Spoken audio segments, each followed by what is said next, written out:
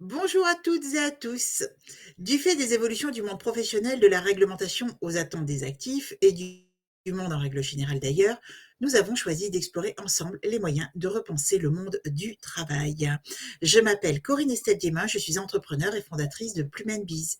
Notre métier, permettre à nos clients d'améliorer la productivité et la fidélisation de leurs collaborateurs. Pour cela, tous les jours, nous accompagnons des dirigeants, des directeurs et des RH dans leurs enjeux en termes de ressources humaines, de RSE ou encore de communication interne et de marque employeur. Avec notre live BeBuzz, nous vous proposons de rencontrer des hommes et des femmes de métier qui vont partager avec nous leur passion, très important, leur vision et surtout leur retour d'expérience sur des sujets clés. Aujourd'hui, j'ai le grand plaisir de recevoir Olivier Herlin. Bonjour Olivier. Bonjour. Olivier, tu es aujourd'hui associé de Pacte Conseil, un cabinet de conseil et de formation en management social des organisations. Et je crois qu'à titre personnel, tu es coach, formateur depuis un petit temps. Certain temps. Et donc, aujourd'hui, notre sujet, les jeux de rôle. Alors, les jeux de rôle, outils ludiques et puissants, sont souvent incontournables dans les formations en management. Ils permettent a priori aux participants de se mettre en situation et de s'entraîner à gérer des interactions complexes. Mais voilà, malgré leur efficacité, ils suscitent parfois appréhension et réticence. Je pense qu'on a tous été victimes de ce sentiment parfois un petit peu mitigé. Et se donner en spectacle devant des collègues ou des tiers, affronter le regard des autres ou encore craindre de ne pas être à la hauteur, eh ben, ce sont autant de défis à surmonter et c'est pas facile. En tout cas, pas toujours. Alors, comment faire pour que ces jeux de rôle deviennent de véritables leviers d'apprentissage et non des sources de stress?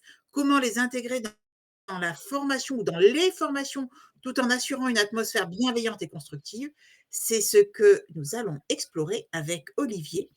Et du coup, Olivier, nous comptons vraiment sur toi pour nous dévoiler tes meilleures pratiques et tes astuces pour transformer des moments qui peuvent être générateurs de désagréments, de stress, d'angoisse, en de véritables expériences de développement personnel et professionnel. Alors Olivier, comment définirais-tu déjà le rôle et l'importance des jeux de rôle dans les formations en management? Qu'est-ce qui rend cet outil pédagogique particulièrement efficace par rapport à d'autres méthodes d'apprentissage? Si les gens vont en formation management, il y a des très bons bouquins, il y a des revues magnifiques, etc. Donc, c'est pour ne pas se contenter d'avoir des outils, de la théorie, des magnifiques slides, mais de vivre des expériences, d'être avec d'autres personnes et d'avoir la possibilité de s'entraîner, voilà, sans aucun risque, puisque c'est pas la vraie vie, on est en formation. L'erreur est OK, on apprend même de ses erreurs, donc tout va bien. Donc, de la même façon que les pilotes vont avoir plein de cours très théoriques sur l'avion et la météo et tout ce qu'ils doivent apprendre pour piloter un avion, ils ne vont pas faire l'économie à des moments de passer sur des simulateurs parce qu'on ne peut pas leur laisser un avion entre les mains s'ils n'ont jamais vraiment eu cette expérience-là. Voilà. Donc, c'est un peu le même parallèle. On est progresser en management, c'est souvent prendre conscience de comment on fonctionne, repérer ses qualités, ses points forts, les comportements qu'on veut améliorer. Et le meilleur moyen pour faire ça, on est dans du savoir-faire et du savoir-être. On n'est pas dans de la connaissance pure. Donc, il faut vivre des expériences. Et c'est ce que proposent particulièrement les jeux de rôle. Mais je pourrais dire ça aussi d'un tas de jeux, d'un tas d'activités qu'on peut faire qui ne sont pas des jeux de rôle, mais où les gens construisent un pont avec des Legos ou un mini projet à faire en un quart d'heure et ils doivent travailler en équipe, en sous-groupe. Dès qu'on est dans l'action et qu'on vit une expérience, c'est un apprentissage bien plus fort que de simplement avoir de la théorie déversée, quoi. Oui. Quels sont les principaux objectifs finalement de ces jeux de rôle? Tu en as déjà défini là, mais est-ce que tu peux préciser ces objectifs? Il Il y a de la prise de conscience déjà, parce que les gens peuvent penser, par exemple, qu'ils écoutent très bien, ou qu'ils coupent jamais la parole, ou qu'ils font des questions ouvertes, ou qu'ils sont très factuels. Et puis en fait, dans la situation d'entretien, pour faire un recadrage, on se rend compte que ce qu'ils pensaient être très factuel, c'était pas très factuel du tout, ou que non, non, non, il y avait quand même plein de questions fermées là, et il y avait même des questions orientées, et les gens s'en rendent pas forcément compte. Donc, même sans utiliser la vidéo, hein, parce que ça, je pense que ça rajoute vraiment un stress, et que c'est 9 fois sur 10 pas franchement utile et pertinent.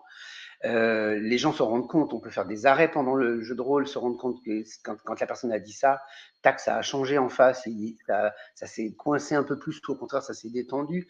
Donc, c'est des moments de prise de conscience beaucoup plus fortes que tout ce qu'on peut faire d'autre. Ça, c'est la première chose. Et puis,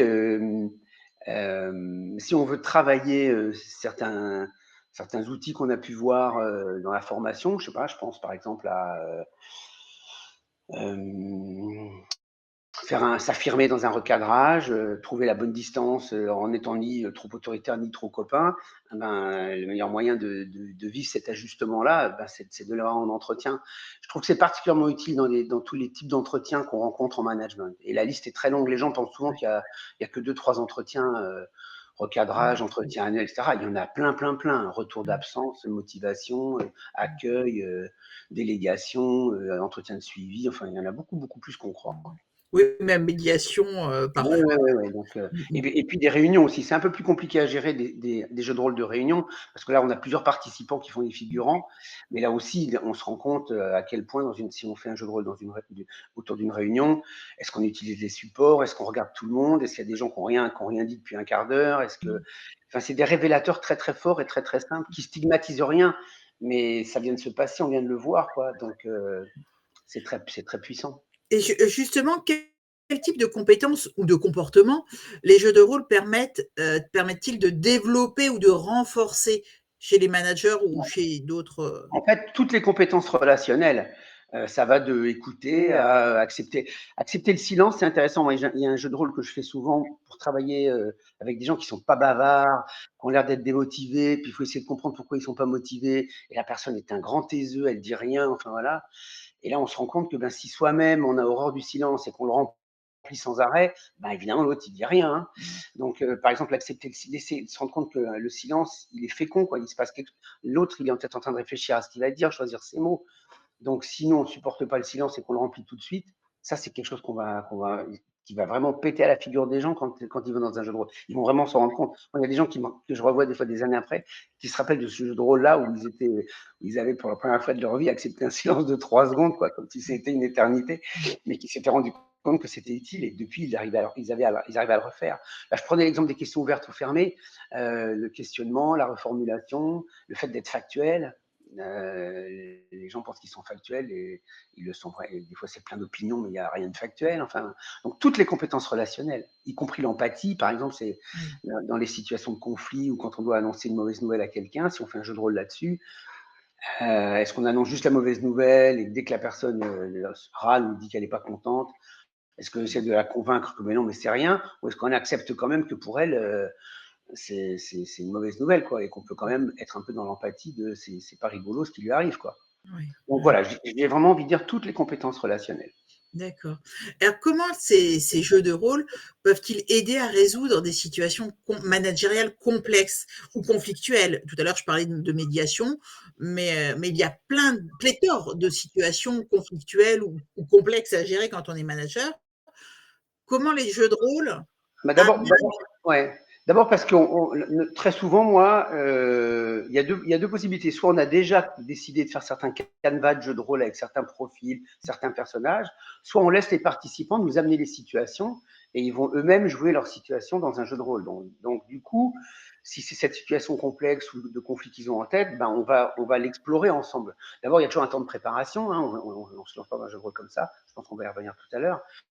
Mais c'est un peu comme un champion qui, le jour de la compétition, donc du conflit ou de la difficulté, il aura plus confiance en lui, ben parce qu'il a à peu près imaginé tous les aléas possibles et tous les cas de figure possibles, parce que ça fait des mois et des mois qu'il s'entraîne. Donc oui, le fait de s'entraîner renforce le sentiment que même si on n'a pas tout imaginé, il se passe toujours des choses qu'on ne prévoit pas dans les relations et dans un entretien. Mais on se sent beaucoup plus tranquille parce qu'on s'est entraîné s'entraîner justement. Oui, oui, oui, on est familier du contexte. Voilà, on n'a pas la prétention, parce que c'est pas une science exacte, parce qu'il peut toujours y avoir des émotions, il peut toujours y avoir un scoop, la personne nous annonce un truc qui nous fait tomber de l'armoire tellement on s'y attendait pas. Bon, comment on rebondit là-dessus? Mais dans les jeux de rôle, on peut s'entraîner à comment on réagit quand quelqu'un nous amène un truc qu'on n'attendait vraiment pas du tout, quoi. Oui, Est-ce qu'on arrête l'entretien parce que c'est une telle info nouvelle que du coup ça change complètement l'objectif de oui. l'entretien, il vaut mieux se revoir une autre fois, ou est-ce qu'on continue quand même? Ça, c'est des choses qu'on peut travailler en jeu de rôle. Oui, la décision, la prise de décision. On continue ou du coup, vu l'info, vaut mieux carrément reporter Ouais, l'entretien.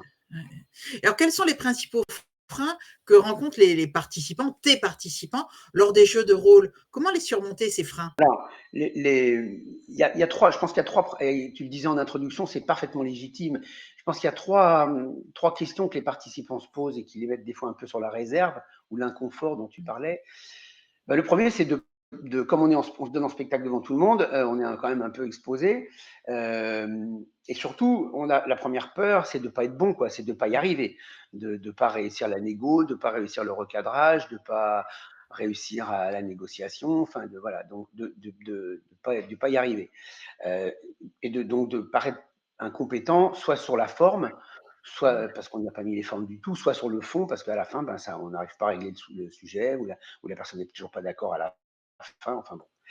Donc ça, c'est la première. La deuxième, c'est qu'évidemment, les gens ne sont pas des comédiens, c'est pas leur métier. Il y en a certains qui peuvent faire du théâtre par ailleurs, mais c'est pas la majorité. Et ce qui va se passer, ils ont raison d'ailleurs de craindre que mais le personnage qu'ils vont jouer, c'est pas eux.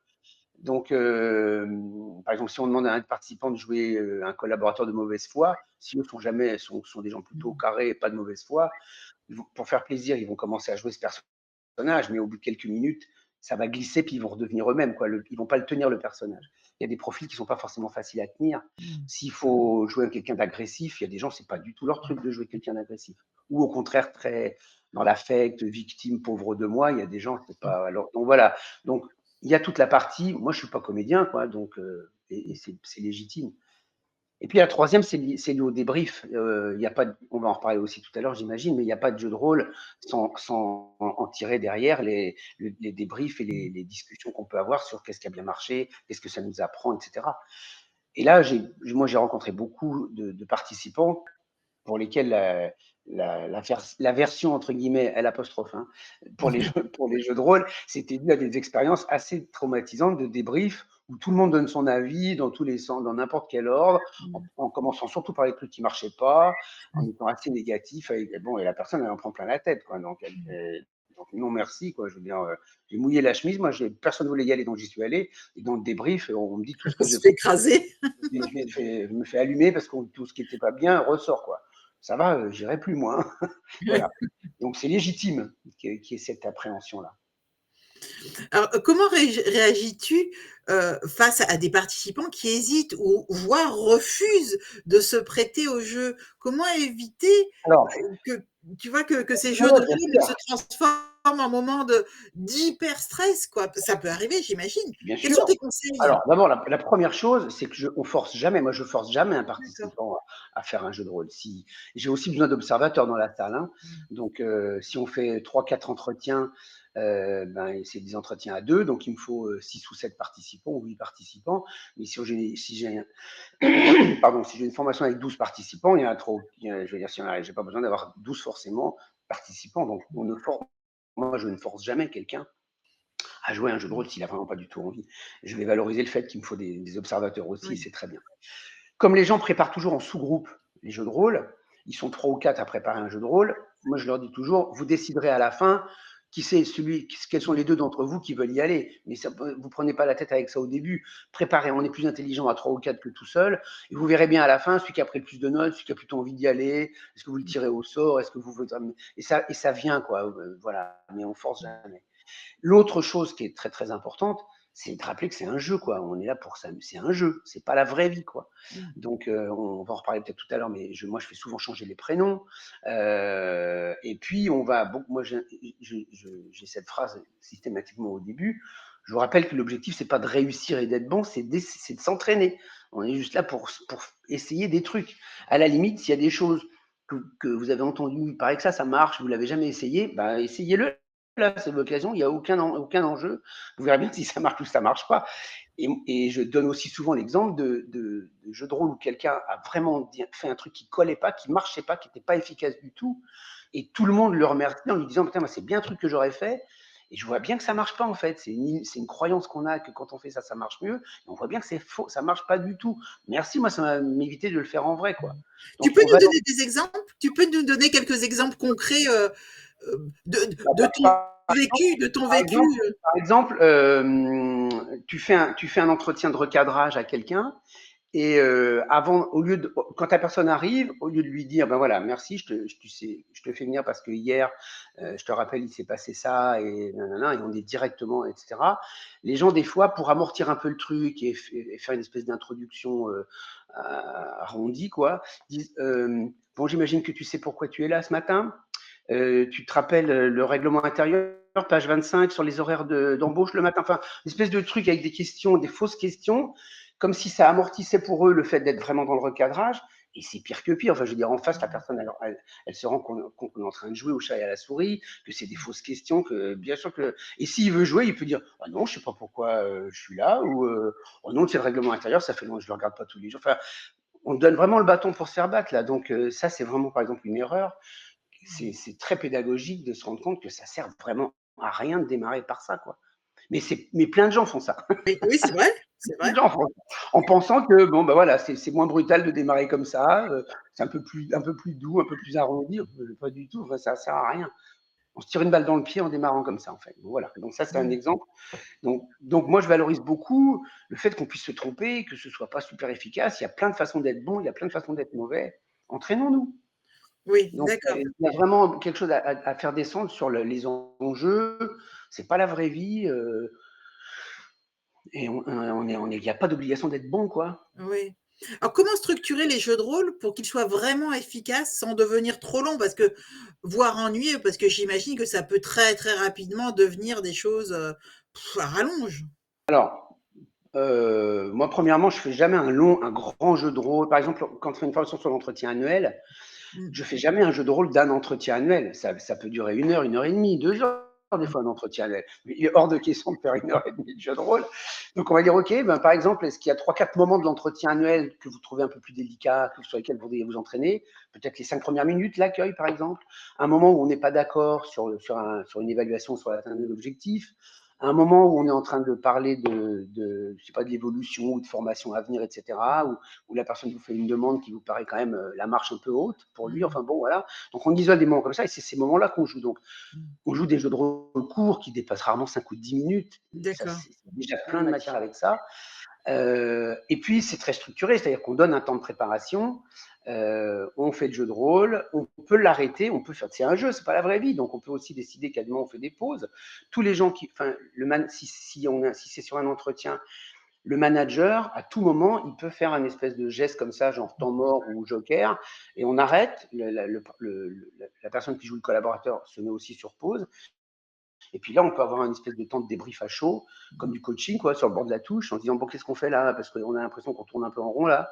Ouais, je sais pas, moi, je sais pas quand quelqu'un a une mauvaise foi comme ça, je sais pas quoi dire, moi. Il y a quelqu'un dans la salle qui a une idée qui pourrait.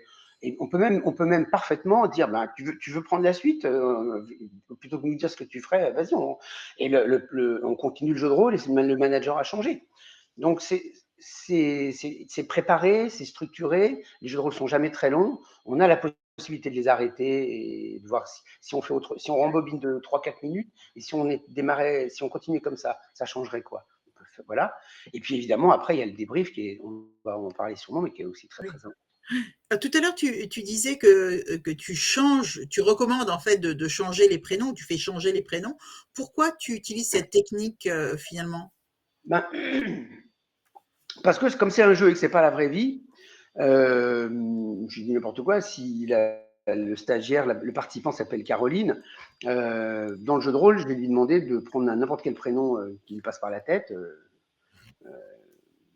Sylvie, si elle veut. Euh, et donc les gens vont s'interpeller comme ça. Et puis surtout, c'est pour ces moments du débrief. C'est que quand on va faire le débrief tous ensemble et quand on va dire Bah, moi, j'ai bien aimé comment Sylvie, au début, elle a été très claire elle a annoncé le plan de l'entretien et que ça durerait que 20 minutes et tout ça. Ça, je trouvais que c'était très clair. Après, par contre, on a vu que sur la fin, moi, j'ai trouvé que sur la fin de l'entretien, Sylvie, elle savait pas très bien comment mettre un fin au truc et qu'il y a eu Mmh. ça a tourné un peu en rond, etc. Donc, tous les débriefs et tous les commentaires qu'on fait, on les fait à Sylvie. Caroline, elle sait très bien que c'est elle qui a joué Sylvie, mais c'est une distance pour elle pour pas prendre de façon personnelle du feedback qui soit positif, mais aussi parce que évidemment l'objectif c'est aussi de regarder qu'est-ce qu'on aurait pu faire, qu'est-ce qui encore été Bien encore un sûr. peu mieux, quoi. Donc c'est pour rappeler en permanence qu'on n'est pas dans la vraie vie, quoi. Mmh. On s'entraîne, c'est de la simulation. Donc Ouais. ça matérialise un peu ce côté Mmh. décalé. Alors justement, dans cette phase de débrief, pourquoi ce débriefing est-il aussi important?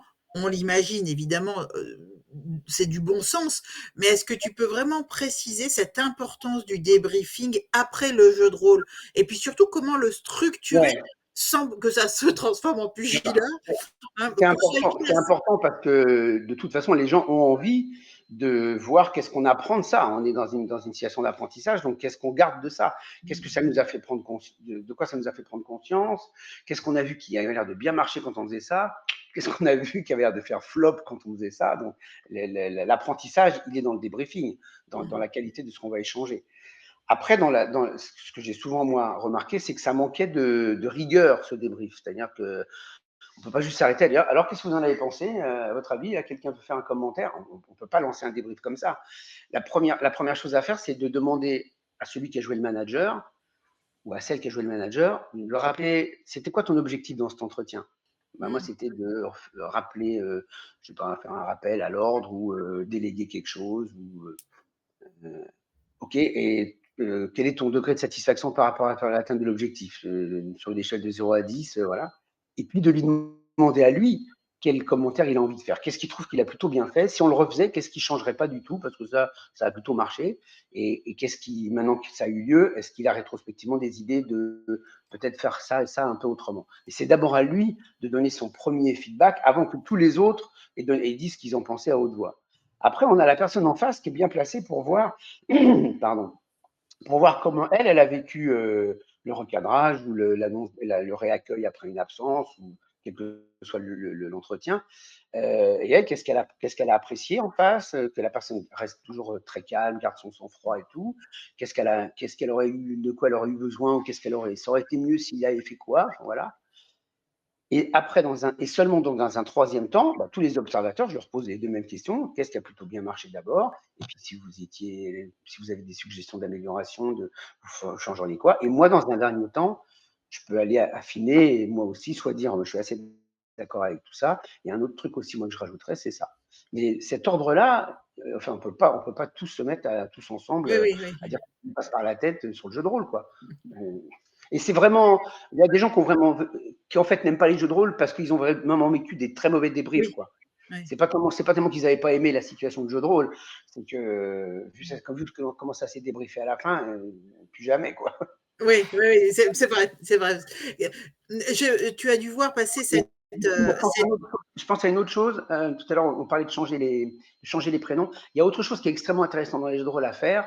Si un manager amène une situation, par exemple, il sait que il doit demain annoncer une mauvaise nouvelle à un de ses collaborateurs, il ne sait pas très bien comment le faire, etc. À ce moment-là, je vais lui dire dans le sous-groupe de bien exposer sa situation, mais quand on va jouer le jeu de rôle, de ne pas jouer son rôle de manager, mais de jouer le rôle de son collaborateur. D'avoir suffisamment bien expliqué la situation pour que quelqu'un joue à peu près son rôle. Lui, il le connaît, son collaborateur. Donc, même sans être un grand comédien, il va quand même mieux le limiter que nous, qui ne le connaissons pas du tout. Et puis surtout, il va être dans ses chaussures, quoi. Donc, il va voir en face comment quelqu'un s'y prend, ce qui marche et ce qui ne marche pas. On ne peut pas faire mieux dans la série dissociation et métacommunication que d'être à la place de l'autre, quoi. Et donc, ça va sûrement lui donner des idées et voir, il est bien placé pour voir que ça, c'est plutôt efficace, ça fait flop, ça, j'ai bien aimé. Voilà. Donc, c'est vachement aussi intéressant de ne pas forcément faire jouer le vrai rôle aux gens. oui, puis Par exemple, avec le vécu, justement, ouais. vivre Donc, la position de l'autre, en bah fait. oui, C'est ma vie, ma vie. Moi, je le ferais sûrement pas comme lui, il l'a fait dans le jeu de rôle, il l'a fait à sa façon. Mais moi, j'ai vu en face si j'étais scotché, si je ressentais de la colère, si j'avais l'impression de pas être important, si j'avais l'impression qu'on m'écoutait pas, si je vais le vivre, je suis en face. Donc, c'est hyper apprenant, ça. Ouais, ouais. Alors tu as dû, voir passer cette étude de Robert Walters, je crois que c'était au mois de juillet, sur le fait que, environ 30 des managers, heu, interrogés lors de cette étude de Robert Wal du cabinet Robert Walters, 30 des managers ont déclaré ne pas avoir reçu de formation en management. Moi, je trouve ça énorme parce qu'entre ceux qui n'ont pas du tout eu de formation, ceux que l'on n'accompagne pas dans la progression, dans le développement des compétences, et 5% disaient en fait être inscrit mais n'avoir pas encore suivi de formation. Quelle tendance? Donc moi, ces chiffres, je les trouve quand même un petit peu inquiétants. En tout cas, ça m'interroge. Euh, et quelles sont les tendances émergentes, toi, en matière de formation en management, et en particulier concernant l'utilisation des jeux de rôle, que tu vois arriver sur le marché?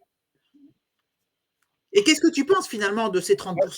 pense que ça fait partie des fondamentaux qui évoluent pas. Enfin, je veux dire, je pense pas on anime très différemment les jeux de rôle en 2024 par rapport à dans les années 80 ou 90.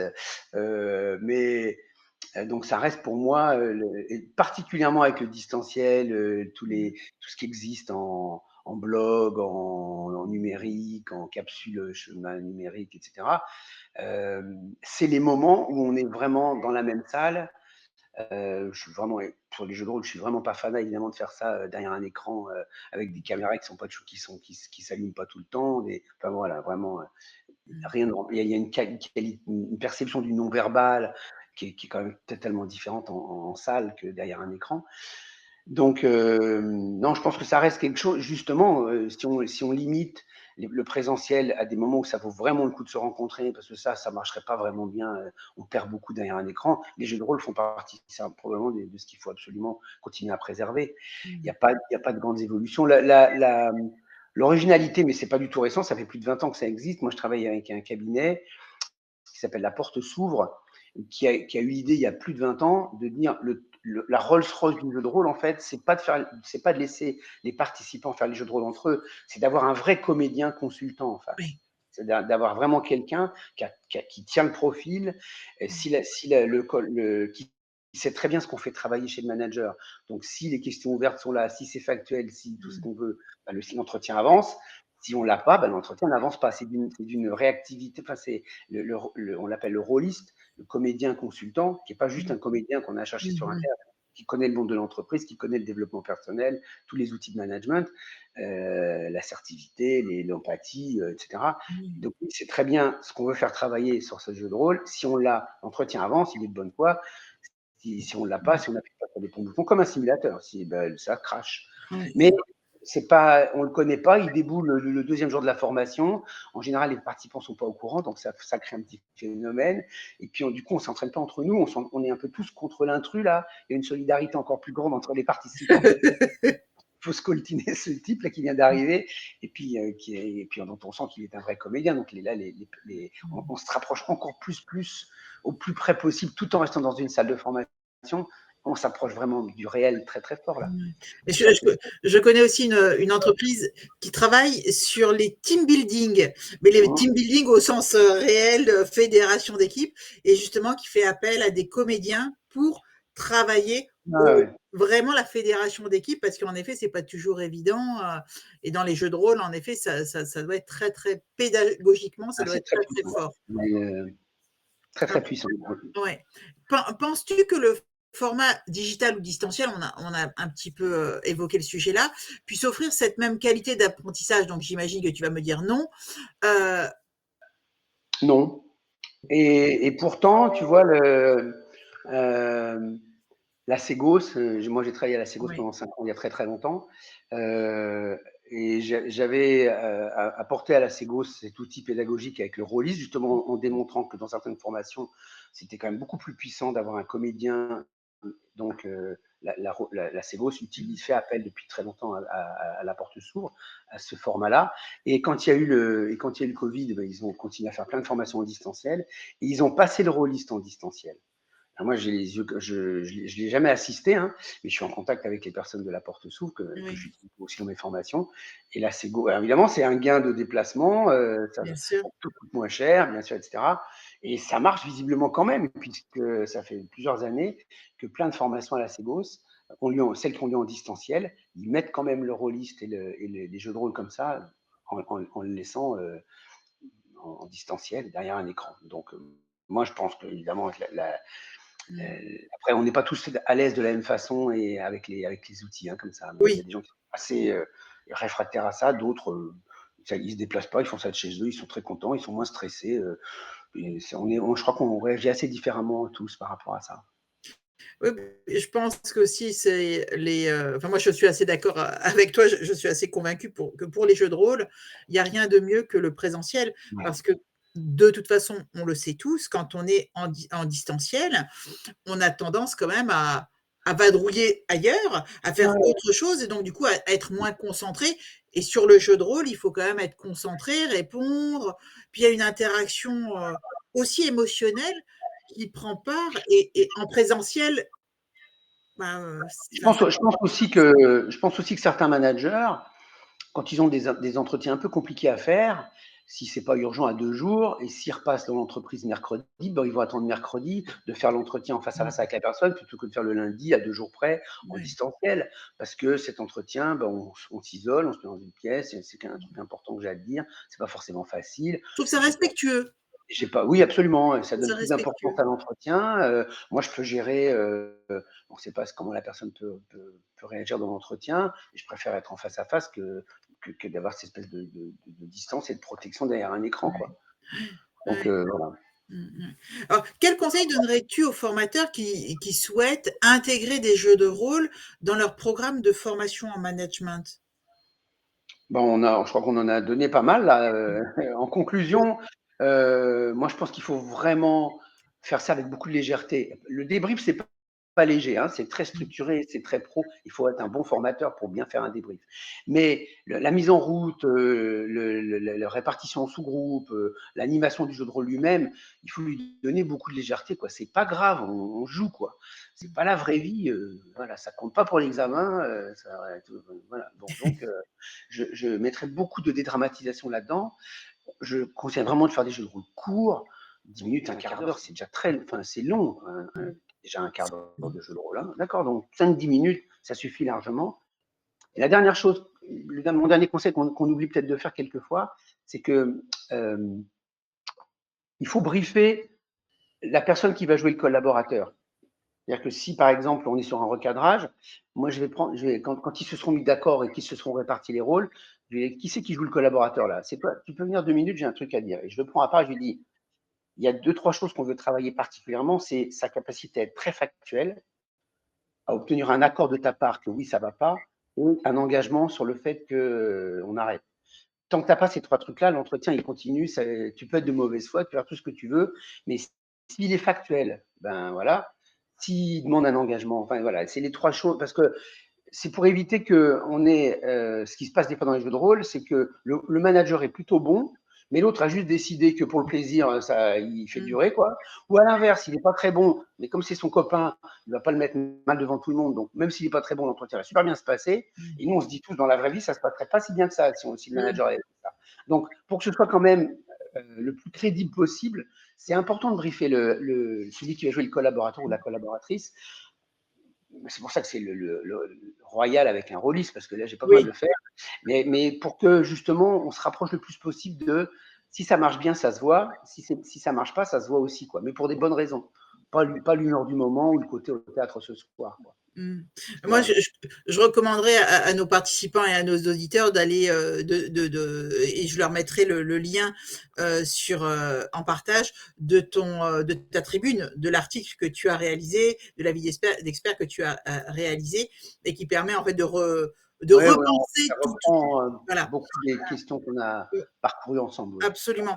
Alors pour finir, Olivier, quel message souhaiterais-tu transmettre aux managers aux RH, aux DRH, aux dirigeants et aux formateurs sur l'importance justement de cet entraînement et de la pratique du jeu de rôle dans le développement de leurs compétences. Les deux choses qui me viennent, c'est, comme je l'ai dit tout à l'heure, des fois très longtemps après, c'est le souvenir fort que les gens ont des fois en gardé d'une formation. Donc, parce qu'il y a de l'émotion, parce que ça nous met en action, on est moins passif, on n'est pas en train d'avoir de la théorie qui descend ou des moments qui traînent un peu en longueur. Donc, c'est souvent des moments forts dont les gens se souviennent longtemps après, donc ça les a marqués, il y a de l'apprentissage derrière ça. Et puis aussi parce que chasser le naturel, il revient au galop. Moi, tant que je suis participant et que je remplis un questionnaire ou que je donne mon avis sur une situation, mon degré d'implication, je peux être politiquement correct, quoi. Quand je suis en situation, si je coupe la parole, je coupe la parole. Si j'écoute pas si bien que ça, ou si au contraire j'ai une belle affirmation de moi, que je sais rester très très calme, même quand l'autre commence à m'énerver, je tiens le truc, ben ça c'est moi, quoi. Donc même si c'est un jeu, et c'est un jeu, il y a quand même toujours beaucoup de nous dans les jeux. Je veux dire, on peut pas, voilà, On est qui on est. eh oui, on est qui on est, et c'est voilà. Alors on cherche pas un truc de révélation. En développement personnel très profond, je sais pas, moi, c'est pas l'objet. Mais il y a toujours une grande part de nous quand même, assez naturelle, assez spontanée. Donc, du coup, il y a une authenticité qui est intéressante. Merci beaucoup, Ouais, Olivier. je t'en prie, Merci Aurélie. pour tous les conseils, toutes les illustrations de cas, tout ce que tu as partagé avec nous. Notre live se termine. Encore un grand merci à toi, merci à nos auditeurs et à nos participants. Ne manquez pas nos prochains Bebuzz. Si vous n'avez pas le temps de les regarder en live, n'hésitez pas à les revoir sur notre chaîne YouTube ou à vous connecter à notre blog Plume Plume NB directement sur notre site internet. En attendant le prochain Bebuzz, prenez soin de vous et entraînez-vous au jeu de rôle.